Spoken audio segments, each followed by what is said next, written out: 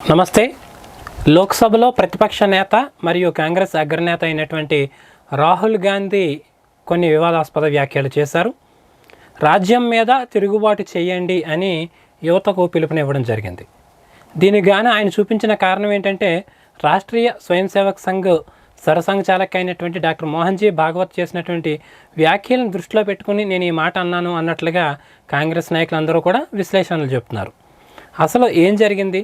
రాహుల్ గాంధీ ఇటువంటి వ్యాఖ్యలు తరచూ ఎందుకు చేస్తున్నారు? మీడియా ఫోకస్ తన మీద తిప్పుకోవడం కోసమా, లేదన్నట్లయితే స్వయం ప్రకటిత మేధావిగా బయటకు రావడం కోసమా? అసలు ఏం జరుగుతుంది అనే విషయాల మీద చర్చించేందుకు సామాజికవేత్త అయినటువంటి డాక్టర్ మురళీ మనోహర్ గారు మనతో ఉన్నారు. నమస్తే అండి. నమస్తే. ఇప్పుడు కాంగ్రెస్ అగ్రనేత రాహుల్ గాంధీ చేసినటువంటి వ్యాఖ్యలు మనం చూస్తున్నాము.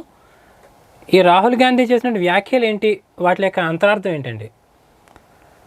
రాహుల్ గాంధీ గారు సందర్భం కూడా మనం ఒకసారి చూడాలి. విశ్వనాథ్ గారు చాలా ఏళ్ళ తర్వాత వాళ్ళకు ఒక అద్భుతమైన ఆఫీస్ కట్టుకున్నారు ఢిల్లీలో. కనుక ఏఐసిసి యొక్క హెడ్ క్వార్టర్స్ అది.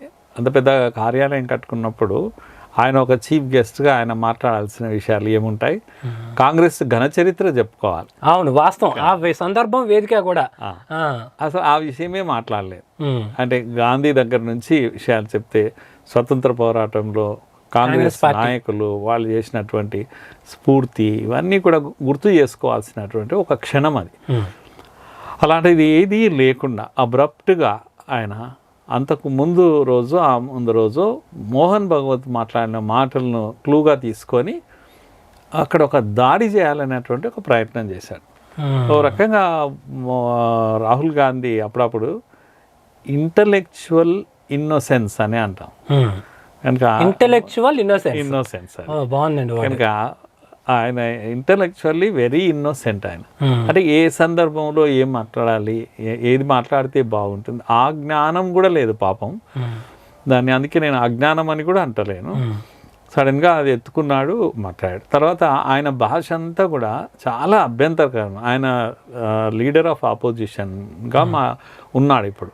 కనుక మరింత డిగ్నిఫైడ్గా ఉంటాడని మనం అంతా అనుకుంటాం. అలాంటి మెచ్యూరిటీ కానీ అలాంటి డిగ్నిటీ కానీ ఎక్కడ ప్రదర్శించడం లేదు. పైగా ఏమైందో ఎక్కడ ఏ పురుగు గరిచిందో తెలియదు కానీ కమ్యూనిస్ట్ పురుగు గరిచింది ఆయన. కరిచేసరికి భాష మొత్తం ఇప్పుడు ఇది రాజ్యం పైన యుద్ధం ఎవరు ప్రకటిస్తారండి? పాకిస్తాన్ ప్రకటిస్తే ఒక అర్థం ఉంది, మన రాజ్యం పైన లేదు. ఇస్లామిక్ టెర్రర్ గ్రూప్స్ అప్పుడప్పుడు స్లీపర్ సెల్స్ అన్నీ ఉంటాయి, పాత బస్సులో పడుకుంటారు, వచ్చి ఓ బాంబు వేస్తారు. ఈ రాజ్యం పైన వాళ్ళు యుద్ధం చేస్తున్నారు. వార్ అనే వర్డ్ కూడా ఉపయోగించాడు. So declaring war against the state, Indian state, ఇది ఆయన మాట్లాడింది. We're not fighting against RSS, we're not only fighting against BJP, but we're fighting against the state, Indian state. We declared a war అని అంటాడు. ఏంటది? ఏం మాట్లాడుతున్నాడు? పాకిస్తానీ వాడు మాట్లాడాడు అట్లా, ఇస్లామిక్ టెర్రరిస్ట్ మాట్లాడాడు. ఈ భాష ఎవరిది? వీళ్ళందరిది. ఈ ఇస్లామిక్ టెర్రరిస్ట్ అది, లేకపోతే విదేశస్తులది, లేదని అంటే నక్సలైట్లది. నక్సలైట్లు మన దేశం పైన యుద్ధం చేస్తారు. ఆయనకు వాళ్ళు కూడా గోడల పైన కూడా రాస్తారు, అసలు ఈ ప్రజాస్వామ్యమే బూటకం, ఈ స్వాతంత్రము బూటకము, ఈ ప్రజాస్వామ్యం బూటకం, కనుక తుపాకీ గొట్టం ద్వారానే రాజ్యాధికారం సిద్ధిస్తుంది అని ఈ దేశం పైన, ఈ రాజ్యం పైన యుద్ధం ప్రకటించారు. వాళ్ళు యుద్ధం చేస్తూనే ఉన్నారు వాళ్ళు. కనుక ఈ నక్సల్ లాంగ్వేజ్ అయితే మావోయిస్ట్ లాంగ్వేజ్ కంప్లీట్లో ఈయన ఒంట్లోకి వచ్చేసింది ఈయన. కనుక ఇది నేను అందుకే ఇంటలెక్చువల్లీ ఇన్నోసెంట్ రాహుల్ గాంధీ. సమయము సందర్భము తెలియదు, ఏం మాట్లాడాలనో తెలియదు. మోహన్ భగవత్ను అంటే ఇప్పుడు ఈయన రాహుల్ గాంధీ గారు ఇలా మాట్లాడడం ఇదే ఫస్ట్ టైం అని అనుకోవడానికి లేదు. ఎందుకంటే గత కొన్నిసార్లు కూడా అలా మాట్లాడుతున్నారు. అంటే ఆయన ఎవరైనా ఇన్ఫ్లుయెన్స్ చేస్తున్నారా? అలాంటి సలహాదారులు ఏమన్నా ఆయన దగ్గర ఉన్నారంటారా? ఏం జరుగుతుందంటారు అసలు? నాకు అదే అనుమానము. ఆయన్ను ఎవరైతే గ్రూమ్ చేస్తున్నారో వాళ్ళే తప్పుదారి పట్టిస్తున్నారు. ఈ దేశంలో బీజేపీ, ఆర్ఎస్ఎస్ చాలా ఏళ్ల నుంచి మావోయిస్ట్ సిద్ధాంతంతో పోరాటం చేస్తుంది. ఇది వాస్తవం, అందరికీ తెలుసు. దానికోసం చాలా మంది కార్యకర్తలను కూడా పోగొట్టుకున్నది. కనుక దాంట్లో ఏం సమస్య లేదు, మావోయిస్టులతో ఫైట్ చేయడం సమస్య. ఎందుకంటే వాళ్ళంతా యాంటీ నేషనల్, వాళ్ళు చాలా క్లియర్గా చెప్తున్నారు, రాజ్యాధికారం మాకు కావాలి, అది తుపాకీ గొట్టం ద్వారా సాధిస్తామని. ఈయన కూడా ఇప్పుడు ఏమంటున్నా అంటే రాజ్యాధికారం కావాలని, ఎందుకంటే ఈ రాజ్యం పైన యుద్ధం ప్రకటించాడు కానీ రాజ్యాధికారం ఇన్నాళ్ళు కాంగ్రెస్ ఎలక్షన్ ద్వారానే సాధించింది. కనుక ప్రజల అభిప్రాయం తీసుకున్నది మెప్పించి రాజ్యాధికారం సాధించింది కాంగ్రెస్ ఎన్నోసార్లు. ఇప్పుడు ఎందుకు మరి అర్బన్ నక్సల్ భాష మొత్తం ఈయనకు వచ్చేసిందో తెలియదు ఇంతకుముందే. అయితే బేసిక్గా విశ్వనాథ్ గారు మనం అర్థం చేసుకోవాల్సింది ఏంటంటే కాంగ్రెస్ ఒక జాతీయవాద సంస్థ. కాంగ్రెస్ పార్టీ కాంగ్రెస్ అనేది మనం చెప్పకుండా చెప్పినట్టు ఇది నేషనలిస్ట్ మూవ్మెంట్, ఇది ఒకప్పుడు నడిపింది. ఎందుకంటే వారసత్వం చాలా గొప్పది. గాంధీ లేకపోతే తిలక్ లాంటి వీళ్ళందరూ కూడా గొప్ప జాతీయవాదులు, గొప్ప దేశభక్తులు, దాంట్లో అనుమానమే లేదు. సర్దార్ పటేల్. కాకపోతే సమస్య ఎక్కడి నుంచి వచ్చిందంటే నెహ్రూ కాలం నుంచి కూడా వీళ్ళ ఆలోచన తీరు మారింది. ఎప్పుడైతే నెహ్రూ కుటుంబం అని అంటామో లేదా గాంధీ కుటుంబం అంటామో, ఈ కుటుంబం యొక్క థింకింగ్ నెహ్రూ దగ్గర నుంచే మారింది. నెహ్రూ చాలా ఓపెన్గా చెప్పాడు ఏమని, నేను it is a nation in making అన్నాడు. India is a agglomeration of nations, అనేక జాతుల కూడలి ఇది అని అన్నాడు. కనుక అండర్స్టాండింగ్ ఇండియా, భారత్ను అర్థం చేసుకోవడంలోనే నెహ్రూ వంశము భిన్నంగా అర్థం చేసుకున్నారు. అక్కడి నుంచి స్టార్ట్ అయిపోయింది. తిలక్ భారత్ను సంపూర్ణంగా అర్థం చేసుకున్నారు. అందుకే ఇక్కడ సంస్కృతి, సభ్యతను, సోమనాథ్ దేవాలయ పునరుద్ధరణ వరకు ఈ స్ట్రగుల్ నడిచింది. నెహ్రూ అపోజ్ చేసినా వీళ్ళంతా రాధాకృష్ణ ఉన్నారు, లేకపోతే రాజేంద్ర ప్రసాద్, బాబు రాజేంద్ర ప్రసాద్, సర్దార్ వల్లభాయ్ పటేల్, వీళ్ళంతా కూడా ఇక్కడి వారసత్వాన్ని ఎప్పుడు అందిపుచ్చుకున్నారు వాళ్ళు. కనుక స్వాతంత్రం వచ్చాక దీన్ని వదిలేసుకోవాలి, సెక్యులరిజం అనే ఒక ఆయుధం పట్టుకోవాలి, ఇలాంటి పిచ్చి భ్రమలు కాంగ్రెస్కి లేవు. కాకపోతే నెహ్రూ కాలం నుంచి నెహ్రూ యొక్క అండర్స్టాండింగే డిఫరెంట్. ఇండియాను ఎలా అర్థం చేసుకున్నాడు అంటే ఇది అనేక జాతుల కలయిక అని అన్నాడు. కనుక అగ్లామరేషన్ ఆఫ్ నేషన్స్ అన్నాడు.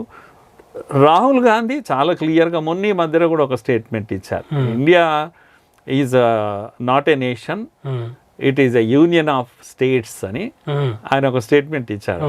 అంటే ఆయన సేమ్ వాళ్ళ తాత నెహ్రూ చెప్పింది ఇది చెప్తున్నారు. అందుకే మీరు భారత్ను, మీరైనా నేనైనా, ఊర్లో ఉండే పశువుల కాపరినైనా భారత్ను గురించి మీరు అడగండి, మీరు భారత్ని ఎలా చూస్తారు అని.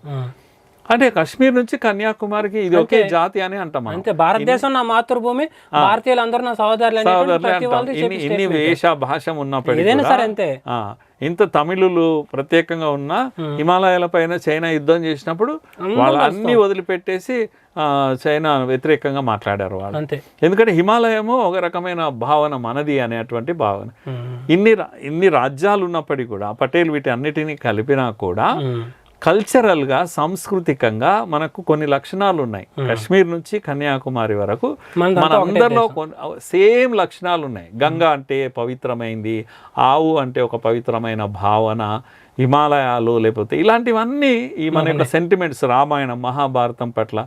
మీరు తమిళ అయినా, కన్నడ అయినా, లేకపోతే హిందీ అయినా, మరాఠీ అయినా, ఈ యొక్క కల్చరల్ యూనిటీ, సాంస్కృతికమైన ఏకత్వం ఏదైతుందో ఇది ఎప్పటికీ ఉంది. ఇది ఈ కుటుంబము అర్థం చేసుకోలేదు, ఇది మావోయిస్టులు అర్థం చేసుకోలేదు. ఇప్పుడైనా మావోయిస్టులు ఏమన్నా అంటారు, కాశ్మీర్లో ఉద్యమం జరిగింది అనుకోండి, ఇంకే రాజ్యంలో ఉద్యమం ఏదన్నా వస్తే జాతుల పోరాటం వర్ధిల్లాలి అంటారు. అంటే వాళ్ళ అర్థం చైనా యుద్ధం చేసినప్పుడు కూడా కొంతమంది చైనాకి మద్దతుగా ప్రకటించిన మహానుభావులను చూసాం మనం. కమ్యూనిస్టులు ఎప్పుడు కూడా ఈ దేశంలో ఇన్ని భాషలు ఉంటే ఇవన్నీ జాతులు అంటారు వాళ్ళు. కనుక ఒక్కొక్క జాతి స్వేచ్ఛను కోరడానికి హక్కు ఉంది, విడిపోతామంటే వాళ్ళకి విడిపోయే హక్కు ఉంది.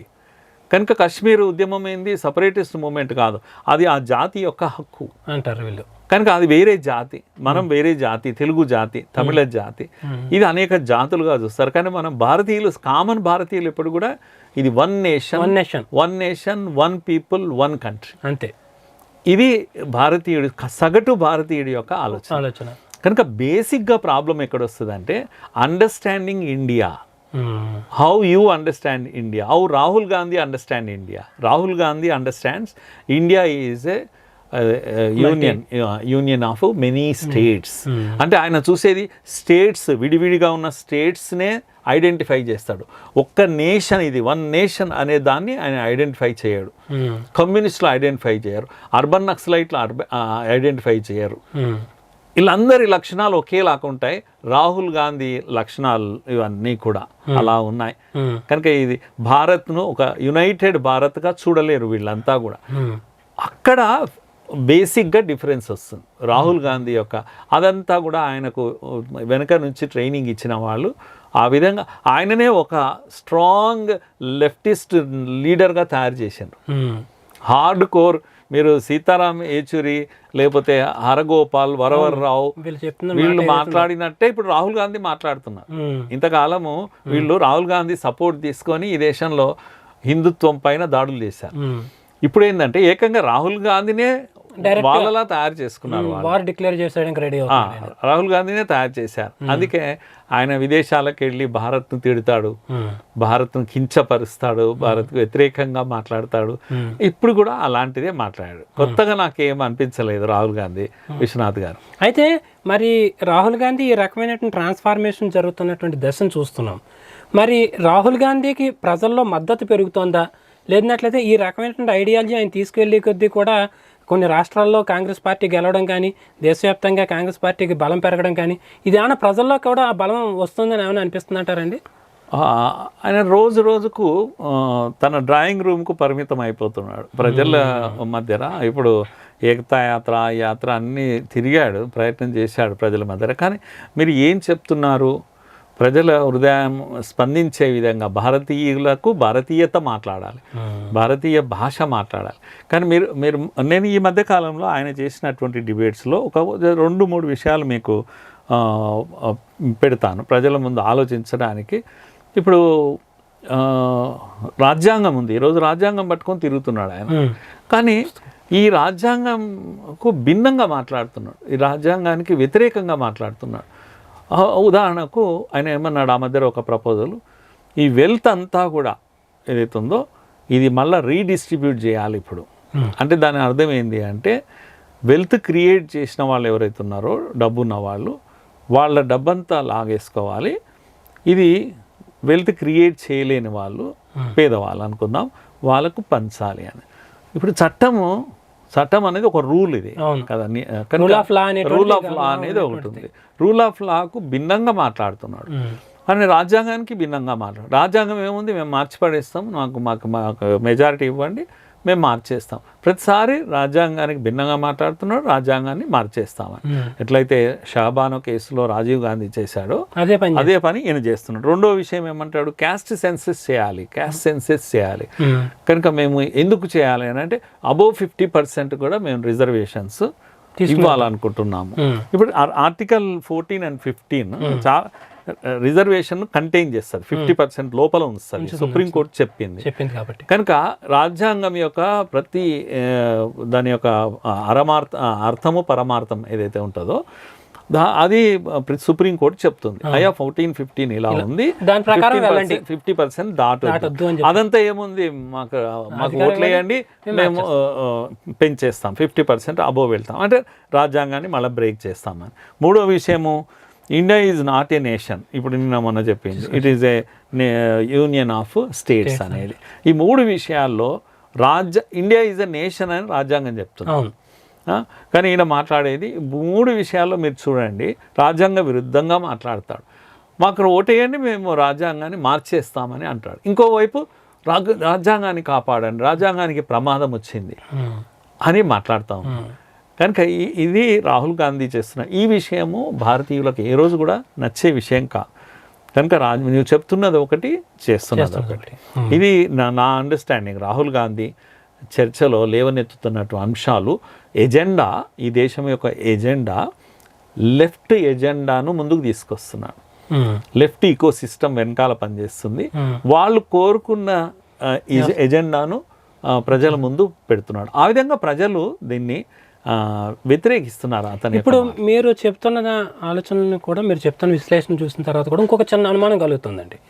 ఎందుకంటే ఈయన రాహుల్ గాంధీ గారికి కానీ వారి కుటుంబానికి కానీ చైనాతో ఉండేటువంటి సంబంధాలను చూసుకున్నట్లయితే కనుక చైనా ఇన్ఫ్లుయెన్స్ కానీ చైనా బ్యాక్గ్రౌండ్ వ్యవస్థ కానీ ఏమైనా ఈయన మీద పనిచేస్తుందా, అందువల్ల ఈయన చుట్టూతోనటువంటి ఆ సలహాదారులు ఆ వ్యవస్థను అటువంటి దాన్ని ఏర్పాటు చేసుకున్నాడా అనేటువంటి అనుమానాలు కలుగుతున్నాయి. అలా ఏమన్నా ఉంటుందంటారండి?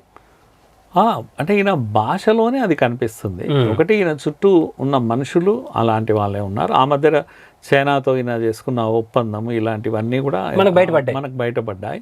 జార్జ్ సోరోస్, ఇది డీప్ స్టేట్ ఏదైతే ఉందో అమెరికా డీప్ స్టేట్ ఇన్వాల్వ్మెంట్ మన ఇండియాలో రిపీటెడ్గా అదాని ఇవన్నీ మాట్లాడడంలో డీప్ స్టేట్ మాట్లాడిస్తుంది అతన్ని. అనగా ఈ విధంగా ఒక యాంటీ ఇండియా స్టాండ్ ఆయన తీసుకున్నాడు. ఫారిన్ పప్పెట్స్ యొక్క దీనిలోకి ఆయన చేతిలోకి వెళ్ళిపోయాడు అనేది ఆయన కనిపిస్తున్నటువంటి విషయం. పైగా మీరు మొన్న మాట్లాడుతున్న దాంట్లో మీరు కనుక గమనిస్తే మోహన్ భగవత్జీ ఏమన్నారు విశ్వనాథ్ గారు, ఆయన రాహుల్ గాంధీతో సంబంధం లేదు. ఆయన మాట్లాడింది ఏంటి అంటే ఈ అయోధ్యలో రాముడి ప్రాణప్రతిష్ఠ జరిగిన రోజు అది. ఆ రోజును ఉద్దేశిస్తూ అక్కడ గ్యాదర్ అయినటువంటి దాన్ని ఒక ఏమంటారు ఆనందకరమైన ఉద్విగ్నభరితమైనటువంటి కష్టంగా ఆయన అభివర్ణించారు. ఏకాదశి ద్వాదశి గురించి పోలుస్తాను వాటిని కూడా ప్రతిష్టా ద్వాదశి అని అంటారని చెప్పేసి కూడా అన్నారు ఆయన. ప్రతిష్టా ద్వాదశి అనే పదాన్ని ఉపయోగిస్తూ, ఎందుకంటే ప్రతిష్ఠ జరిగింది, ప్రాణప్రతిష్ఠ జరిగింది రాముడి. ఇది హిందువుల కళ, ఇది 100 ఏళ్ల పోరాటం ఇది. సో అని ఆ సందర్భంగా మాట్లాడుతూ ఆయన ఒక మాట ఏమన్నాడంటే, మనకు ఇది ఒక సాంస్కృతికమైనటువంటి స్వేచ్ఛ లభించింది, స్వాతంత్రం లభించింది. మనకు 47లో నో డౌట్ ఈ మాట అన్నారు. 47లో మనకు రాజకీయ స్వాతంత్రం వచ్చింది కనుక రాజ్యం మన చేతిలోకి వచ్చింది. కానీ ఇప్పుడు ఇది మన సాంస్కృతిక స్వాతంత్రంగా మనం భావించాలి కనుక ఇది ఒక ప్రతిష్ఠితమైనటువంటి దినం మనందరికీ కూడా అనేది ఈ దినాన్ని గొప్పగా పొగుడుతూ ఆయన చెప్పినటువంటి మాట. రాహుల్ గాంధీ ఏమంటాడు చూసారా, ఏమన్నారు మోహన్ భగవత్, కనుక 47లో మనకు స్వాతంత్రం రాలేదంట, అది స్వాతంత్రమే కాదట అని చెప్పేసి ఎంత ట్విస్ట్ చేస్తున్నాడంటే, చెప్పని మాటలను మోహన్ భగవత్ నోటి నుంచి రాని మాటలను ఆయన నోట్లో పెడుతున్నాడు. ఆయన ఏమంటున్నాడు, 47కు ముందు స్వాతంత్రం రాలేదు, 47లో స్వాతంత్రం రాలేదు, దానికోసం పోరాడిన వాళ్ళంతా వీరులు గారట, వాళ్ళకి ఎటువంటి త్యాగాలు చేయలేదట. ఆయన అన్నాడా ఈ మాట? అసలు అట్లన్నిటిని ట్విస్ట్ చేస్తున్నాడు ఆయన. అనని మాటను చెప్తున్నారు. ఎట్లా అయితే మొన్న అంబేద్కర్ విషయంలో అంబేద్కర్ అంబేద్కర్ అంబేద్కర్ అని అంటారు మీరు, కనుక మీరు ఆయన పట్ల విశ్వాసం ఉందా, భక్తి ఉందా మీకు ఆయన పట్ల అని ఆయన అమిత్ షా అన్న మాట ఏంటి అని అంటే, మీరు దానికన్నా ఒక పుణ్యం వచ్చేదని ఒక వర్డ్ ఎక్స్ట్రా ఉపయోగించాడు. వేరే దేవుడిని తలుచుకుంటే మీకు పుణ్యం వచ్చేది కదా అని. అయితే అంబేద్కర్ దేవుడు కాదా? అంబేద్కరే మాకు దేవుడు. నువ్వు అంబేద్కర్ను అవమానించు. అంబేద్కర్ని ఎక్కడ అవమానించాడు? అంబేద్కర్ను మీరు దొంగ భక్తులు, మీరు నిజమైన భక్తులు కాదు, మీరు ఫేక్ భక్తులు అనేది ఎక్స్పోజ్ చేస్తున్నాడు. మీరు అంబేద్కర్ను ఆయన జీవిత కాలంలో ఎన్నడూ మీరు గౌరవించలేదు, కనీసం ఆయన ఫోటో ఒకటి పార్లమెంట్ లో పెట్టలేదు, మీరు ఢిల్లీలో జరగలేదు, ఆయనకు మీరు ఇది ఇవ్వలేదు, ఏది బిరుదు భారతరత్న ఇవ్వలేదు. ఏం చేశారు? 2 సార్లు ఓడించారు మీరు ఆయనను, పని కట్టుకొని ఓడించారు. ఇవన్నీ ఎక్స్పోజ్ చేశాడు ఆయన. అవన్నీ పక్కకు పెట్టేటి. అంబేద్కర్ అవమానించాడు. ఎందుకు అవమానించాడు? అంబేద్కర్ అంబేద్కర్ అంటారు, నోటి నుంచి అనేదే కానీ ఆయన పట్ల మీకు భక్తి లేదు అని అంటుంటే దుర్మార్గంగా దీన్ని తీసుకెళ్లి ప్రజల మధ్యకి క్షమాపణ చెప్పాలి, వక్రీకరించారు కంప్లీట్గా ఆ భాష. ఇప్పుడు కూడా మోహన్ భగవత్ నోటి నుంచి రాని మాటలను 47లో స్వాతంత్రం వచ్చింది అన్నాడు ఆయన. అన్నాడు వచ్చింది, అది మనకు రాజకీయ స్వాతంత్రం అని కూడా చెప్పాడు. కానీ ఇది ఒక మనకు సాంస్కృతిక స్వాతంత్రం. అంతే. ఇక్కడ నాకు ఒక చిన్న సందేహం అండి. ఇప్పుడు మోహన్జీ భాగవత్ ఏమన్నారంటే 1947లో మనకు స్వాతంత్రం వచ్చింది, కానీ సాంస్కృతిక స్వాతంత్రం ఇప్పుడే వచ్చింది అని చెప్పేసి ఈయన అన్నారు కదా.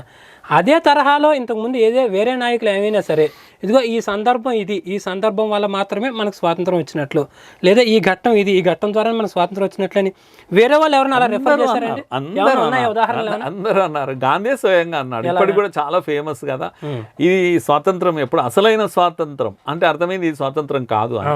47 అర్ధరాత్రి అర్ధరాత్రి రోడ్డు పైన స్వేచ్ఛగా తిరిగినప్పుడు మాత్రమే అసలైన స్వాతంత్రం. అంటే 47 స్వాతంత్రం కాదు, అప్పటి త్యాగాలే కావు, గాంధీని మనము ఇది చేయాలి వీటిలోకి తీసుకురావాలని మరి అనాలి కదా. అంబేద్కర్ జీ కూడా అన్నారు ఒక రకంగా ఒకసారి, మోహన్ భగవత్ శిక్షించాలి, ట్రయల్ చేయాలి ఈయనకు అని అన్నారు కదా. మీరు ఇప్పుడు గాంధీని అంటారా మరి అట్లా? గాంధీ గారు కూడా అదే అన్నాడు, అర్ధరాత్రి స్వాతంత్రం బయటకు వచ్చినప్పుడు అసలైన స్వాతంత్రం అన్నారంటే మరి గాంధీ గారి విగ్రహాలను కూడా అందరూ అన్నారు. ఒక గాంధీ కాదు, అందరూ. అంబేద్కర్ మహాశయుడు అయితే రిపీటెడ్ గా అన్నారు, ఓకే మనకు స్వాతంత్రం వచ్చినా ఇది పొలిటికల్ ఫ్రీడమ్ మాత్రమే, బట్ మనకు సామాజిక స్వాతంత్రం ఇంకా రాలేదు అన్నాడు. అంటరానితనం పోనంత వరకు ఈ దేశంలో సామాజిక ఉచ్చనీచ స్థితి పోనంత కాలం, పేదరికం ఉన్నంత కాలం కనుక ఈ ఆర్థిక స్వేచ్ఛ కానీ సామాజిక స్వేచ్ఛ కానీ మనకు లభించలేదు, అలాంటి స్వాతంత్రం ఇంకా రాలేదు అని అన్నాడు. చాలా చాలా స్పష్టంగా చెప్పాడు. అంబేద్కర్ని శిక్షిస్తారా, ఉరిదీస్తారా ఇప్పుడు మీరు? కమ్యూనిస్టులు ఈ రోజు కూడా అంటారు మనకు ఆర్థిక స్వాతంత్రమే రాలేదు ఇంకా అని. మరి ఉరిదీస్తారా కమ్యూనిస్టులు అందరినీ కూడా? కనుక కొందరైతే 91లోనే మనకు నిజమైన ఆర్థిక స్వాతంత్రం వచ్చింది ఈ కాంగ్రెస్ నాయకులు అంటారు. కాంగ్రెస్ నాయకులే కాంగ్రెస్ ప్రభుత్వం వచ్చిన తర్వాత వచ్చింది. మన్మోహన్ సింగ్, నరసింహారావు పుణ్యమా అని చెప్పేసి భారతదేశానికి ఆర్థిక స్వాతంత్రం వచ్చింది. 47 స్వాతంత్రం కాదంటారా మరి? మీరే అంటారు కదా ఇప్పుడు. కనుక ఇది ఒక పిచ్చి మాటలు, పిచ్చిగా మాట్లాడడం, ఏది తోస్తే అది మాట్లాడడం. కనుక కేవలం మోహన్ భగవత్ ఇంకో మాట కూడా అన్నాడు, మనము we are fighting a political fight against BJP, political fight against RSS అని అన్నాడు. Is RSS a political party? Point కూడా మరి లేకపోతే తెలియదు, ఆయన దాన్ని కన్సిడర్ చేస్తున్నాడు. ఆర్ఎస్ఎస్ను మీరు టార్గెట్ చేయాల్సిన పనే లేదు, మీకు పోటీ కాదు ఆర్ఎస్ఎస్, ఎవరికి పోటీ కాదు. అలా అంటే ఆర్ఎస్ఎస్ను అందరూ దగ్గరికి తీసుకున్న వాళ్ళే. కాంగ్రెస్లో, ముఖ్యంగా కాంగ్రెస్లో ఇదే నెహ్రూ పరేడ్లో కూడా పిలిచాడు కదా. తర్వాత శాస్త్రికి చాలా మంచి గట్టి సంబంధాలు, లాల్ బహదూర్ శాస్త్రి గారికి. ఇందిరాగాంధీకి కూడా ఆర్ఎస్ఎస్ పట్ల ఎప్పుడు పెద్దగా నెగటివ్ లేదు. కనుక అందరూ పాజిటివ్గానే ఉన్నారు. ఎవరు కూడా ఆర్ఎస్ఎస్ కూడా అలా దూరం పెట్టలేదు. ఎందుకంటే కాంగ్రెస్ అగ్రనేత అని తెలుసు కూడా ప్రణబ్ ముఖర్జీని అక్కడ నాగపూర్ ఉత్సవాలకి అతిథిగా పిలిచారు. అలా అని ఆయన సిద్ధాంతమే మార్చుకోలేదు కదా. ప్రణబ్ ముఖర్జీ ఆ కాంగ్రెస్ పార్టీలోనే ఉన్నాడు ఆయన. మరి అంబేద్కర్ కూడా క్యాంప్స్కి వచ్చాడు. కనుక RSS is a social organization, మీకు ఎవరికి పోటీ కాదు. ఈ దేశంలో ఇక్కడ హిందూ సమాజాన్ని యొక్క క్షేమం కోసం పనిచేస్తుంది, భారత్ యొక్క క్షేమం కొరకు పనిచేస్తుంది. అట్లాంటి దేశభక్త సంస్థ ఎవరికి కానీ రాహుల్ అండర్స్టాండింగ్ ఏంటంటే ఎవ్రీ ప్లేస్ ఎక్కడైనా సరే ఏ సమయం సందర్భం లేకుండా బీజేపీ కన్నా ఆర్ఎస్ఎస్ను టార్గెట్ చేయాలి అని. ఇంకొక చిన్న విషయం చెప్పి నేను క్లోజ్ చేస్తాను. ఈ మధ్యకాలంలో మీరు గ్రహించినట్టయితే మొత్తం పార్లమెంటులో డిస్రప్షన్, విపరీతమైన పార్లమెంట్ డిస్రప్షన్, పార్లమెంట్ జరగకుండా చేసి చర్చలు అన్నీ దేని చుట్టూ జరుగుతున్నాయంటే భారతీయుడి యొక్క సామాన్య భారతీయుడి యొక్క సమస్యలపైన కాంగ్రెస్ చర్చ చేయడం లేదు. ధరల పెరుగుదల గురించి చర్చ చేయడం లేదు, నిరుద్యోగ సమస్య గురించి చర్చ చేయడం లేదు, వాటికి పట్టుబట్టి ఏదైనా సాధించుకుందామని చర్చ చేయడం లేదు. వేవి వదిలేసేసి నాన్ ఇష్యూస్ని అన్నీ తీసుకొని కాన్స్టిట్యూషన్ అని ఒకసారి, అదాని అంబానీ అని ఇంకోసారి, ఇలా ప్రతిసారి కూడా ఒక ఇష్యూ, ఇంటర్నేషనల్ ఇష్యూ, వాడేదో అమెరికా ఏదో అన్నాడని, ఇంకేదో అన్నాడని, అలాంటివన్నీ తీసుకొని నాన్ ఇష్యూస్ను ఈరోజు పార్లమెంట్లో చర్చ చేస్తున్నారు. కనుక ఓ రకంగా సైద్ధాంతిక పోరాటం చేస్తున్నామని అనుకుంటున్నారు వాళ్ళు.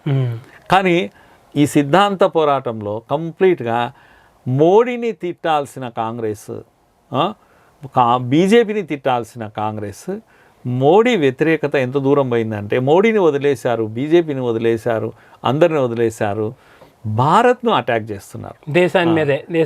వార్ అగెనిస్ట్ ఇండియన్ స్టేట్, ఈ రాజ్యం పైన యుద్ధం చేస్తామని సోయి లేకుండా, ఒంట్లో ఇది లేకుండా మాట్లాడుతున్నటువంటి విషయాలు. పాపం ప్రతిసారి ఆయన ఈ ఇన్నోసెన్స్, అమాయకత్వంతో ఆయన మాట్లాడినప్పుడల్లా కవరేజ్ కొరకు ఆయనను సమర్థించుకోవడానికి నానా యాగి పడతా ఉన్నారు.